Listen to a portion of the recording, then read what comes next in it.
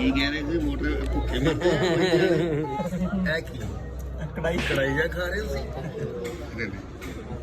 ਭਾਈ ਮਾਰ ਲੈ ਬਿਨਾਂ ਉਹਦਾ ਸਟੋਰ ਚ ਝੂਠ ਬੋਲਦੇ ਤੁਸੀਂ